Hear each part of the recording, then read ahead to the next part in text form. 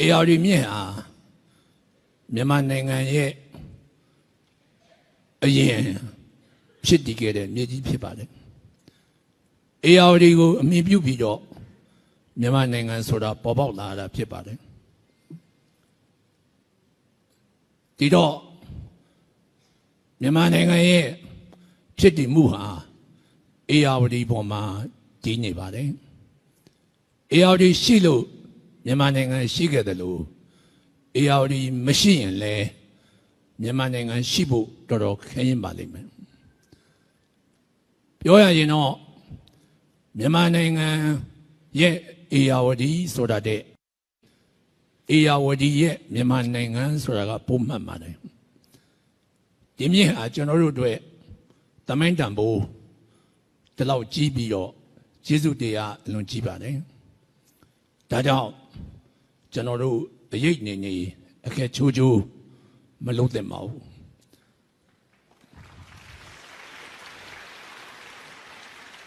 ဒုတိယတစ်ချက်အနေနဲ့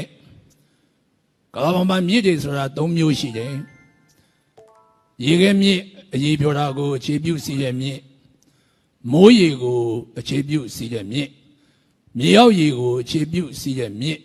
၃မျိုးရှိပါတယ်ကျွန်တော်တို့ရဲ့မိခင် ARD ဟာဒီ၃မျိုးလုံးကိုတရားစံတဖြစ်အသုံးပြုပြီးစီးနေတဲ့အလွန်အဖိုးထိုက်တန်ရှားပါတဲ့မြေကြီးဖြစ်ပါတယ်ဒီမြေကြီးရဲ့တန်ဖိုးကိုနားလည်ဖို့လိုပါတယ်နံပါတ်3ချက်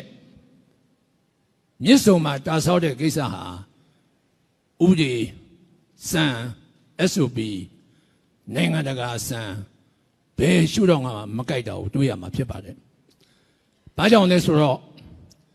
စီမံချက်တစ်ခုလုပ်တဲ့အခါမှာပထမဦးဆုံး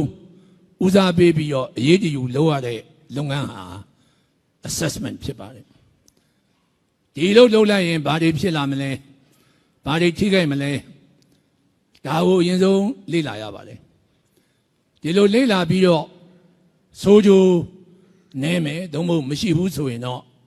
ဒီလုပ်ငန်းဟာလုတ်တဲ့နယ်လို့ပဲဆိုကြပါစို့ကျွန်တော်တို့လက်ခံလို့ရနိုင်ပါတယ်ကျွန်တော်တို့ရုပ်ပြည်မှာ3 gorgeous ဆောက်တော့အဲ့ဒီ assessment လုပ်ငန်းအတွက်အချိန်ကာလ250အချိန်ယူပြီးတရုတ်ကလုပ်ပါတယ်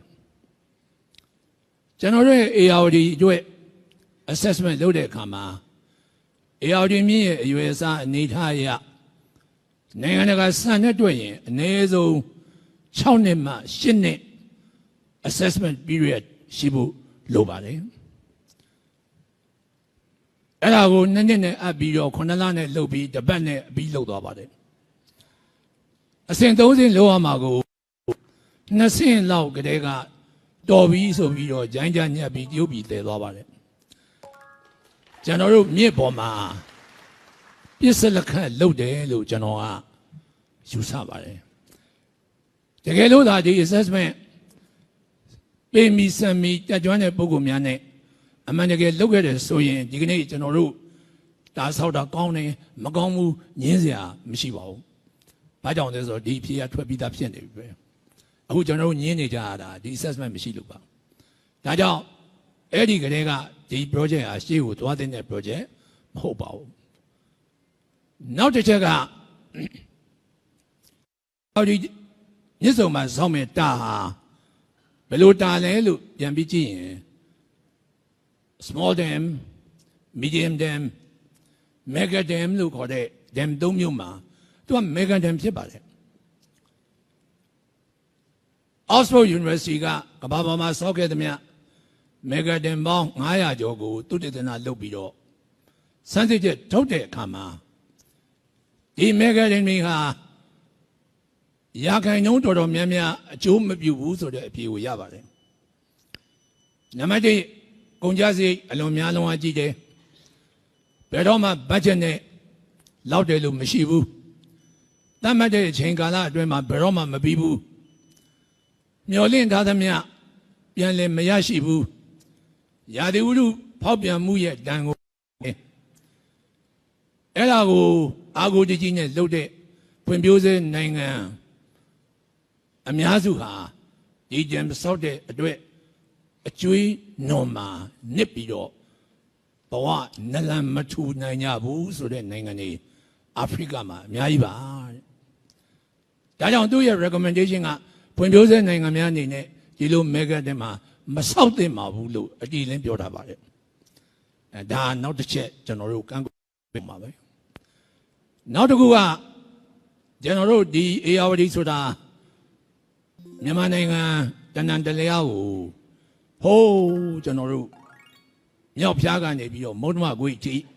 ဖြတ်စည်းတဲ့မြစ်ကြီးဆိုတော့သူ့ရဲ့ catchment area ကိုကမြန်မာနိုင်ငံ area ရဲ့65မှ80ရာနှုန်းပါဝင်နေပါတယ် ARD ပေါ်မှာအမိပြုတ်နေတဲ့ area ဟာမြန်မာနိုင်ငံ area ရဲ့80ရာနှုန်းလောက်ရှိပါတယ်အထူးသဖြင့်ဒီဒမ်မီကိုစောက်လိုက်လို့ရှိရင်ထိတ်ကနေစောက်ထားတဲ့ dam ကို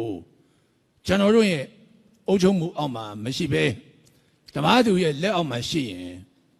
ဘာဖြစ်သွားနိုင်လဲဆိုတာကလည်းရှိချီဝေးဝေးစဉ်းစားကြမလို့ပါဘူး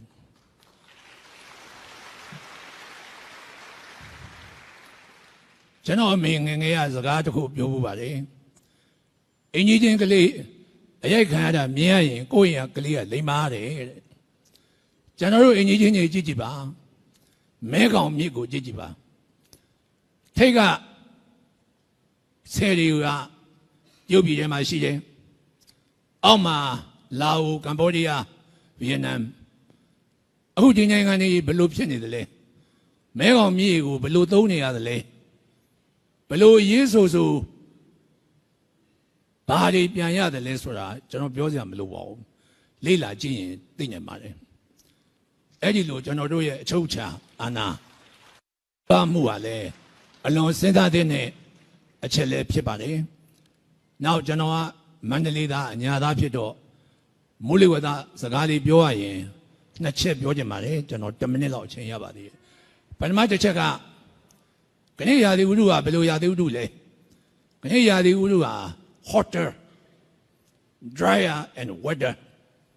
ဒီလိုရာသီဥတုမျိုးပါအပူချိန်ကိုကြည့်ရင် hotter တနေ့တနေ့ပူနေတယ်ဟိုတနေ့က6မှာ48တိတက်သွားတယ်အပူချိန်ဒီကနေ့ဆိုရင် Facebook ပေါ်မှာ sunburn ဖြစ်နေတဲ့လူတွေအများကြီးပေါ်လာတယ်ဒါအလွန်ပူတဲ့ရာသီဥတုမိုးလည်းတစ်ဆက်မှမရွာဘူးဗတောက်လည်းတပွင့်မှမပွင့်ဘူးဒါအလုံးအသိပဲရာသီဥတုဘယ်လောက်ဖော်ပြန်လဲဆိုတာမိုးရေကိုကြည့်တဲ့အခါကျတော့လေမိုးက2မျိုးပဲရှိတစ်မျိုးကမိုးတွေသိမ့်များတယ်သိမ့်များတော့ flood ဖြစ်တယ်နောက်တစ်မျိုးကမိုးတွေသိမ့်နေတယ်သိမ့်နေတော့ drought ဖြစ်တယ်ဘယ်တော့မှသမတဲ့ရာသီဥတုကိုအခုနှစ်တည်းမှာမရှိပါဘူးရာသီဥတုပေါ်မှာအများကြီးအမိပြုရတဲ့ဒီကြံကြီးကလည်းရာသီဥတုအလိုက်သူကလိုက်ပြီးတော့ပြောရမှာပဲမိုးတွေများတော့ရေတွေလွတ်မယ်မိုးတွေညတော့ရေတွေတိမ့်မယ်အေယာဝတီရဲ့ seasonality ကပြတ်သွားမှာပဲနွေရာသီကြီးမှာမိုးတွေများလဲနွေတွေပါနေနားမလဲဘူးသူရေလွတ်မှာပဲလွတ်ရင်အောက်ကနွေရာသီကြီးရေမြုပ်ခြင်းမြုပ်တယ်မှာပဲမိုးတွင်းကြီးမှာမိုးမရွာလို့ရှိရင်လဲရေကိုထိမ့်မှာပဲထိမ့်ရင်အောက်ကမိုးတွင်းကြီးမှာရေရှားရင်လဲရှားနေမှာပဲကျွန်တော်တို့လှိမ့်ပြီးတော့ခန်းနေရမယ်အပြင်အဲ့ဒီလိုလောက်ပါများလာတဲ့အခါကျတော့ ARD မှာရေမြန်တော့ ARD ရဲ့ကိုအထောက်အကူပြုတဲ့ကြောက်တွေကအကုန်လုံးမျောပါတော့ ARD ရဲ့ river channel တွေကအမြဲပြောင်းမန္တလေးမြို့ကြီးအလဲအဖြတ်စီးခြင်းလည်းစီးတော့မှမပြောနိုင်ဘူးဒါဥပမာအပြင်ပြောပြတာပေါ့နော်